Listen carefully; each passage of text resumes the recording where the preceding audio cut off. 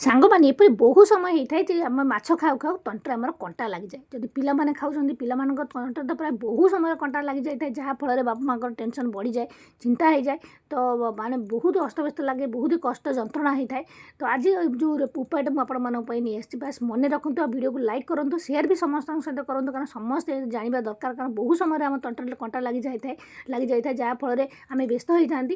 ଏହି ରେମେଡ଼ିଟା ଯଦି ଜାଣିଥିବେ ଆପଣଙ୍କର ବହୁତ କାମରେ ଆସିବ। ତେଣୁକରି ସମସ୍ତଙ୍କ ସହିତ ସେୟାର କରନ୍ତୁ, ଆପଣଙ୍କ ରିଲେଟିଭ୍ ବନ୍ଧୁବାନ୍ଧବଙ୍କ ସହିତ। ତ ଦେଖନ୍ତୁ, ଆପଣ ନେବେ ଗୋଟେ ଗ୍ଲାସ୍ ପାଣି ନେବେ, ଗରମ ପାଣି ନେବେ, ବେଶୀ ଗରମ ନୁହେଁ କି ବେଶୀ ଥଣ୍ଡା ନୁହେଁ, ବାସ୍ ନଖ ଉଷୁମଠୁ ଟିକେ ଅଧିକ ଗରମ ପାଣି ଗୋଟେ ଗ୍ଲାସ୍ ନେଇଯିବେ। ସେଥିରେ ଫାଳେ ଲେମ୍ବୁର ରସକୁ ଚିପୁଡ଼ି ଦେବେ, ଅଳ୍ପ ଟିକେ ଲୁଣ ସେଥିରେ ପକାଇ ଭଲସେ ଗୋଳେଇ ନେବେ। ବାସ୍ ଯାହାର ବି ତଣ୍ଟିରେ କଣ୍ଟା ଲାଗିଥିବ ଏଇ ପାଣିଟାକୁ ସେଟାକୁ ପିଇବାକୁ ଦେବେ। ପାଟିରେ ନେବେ, ଗୋଟେ ଢୋକ ନେବେ, ଟିକେ ସମୟ ରଖିବେ, ତାପରେ ଢୋକିବେ। ଏହିପରି ଢକ ଢକ କରି ପିଇଯିବେନି, ବାସ୍ ଟିକେ ରଖିବେ, ଢୋକିବେ, ଏହିପରି କରିବେ।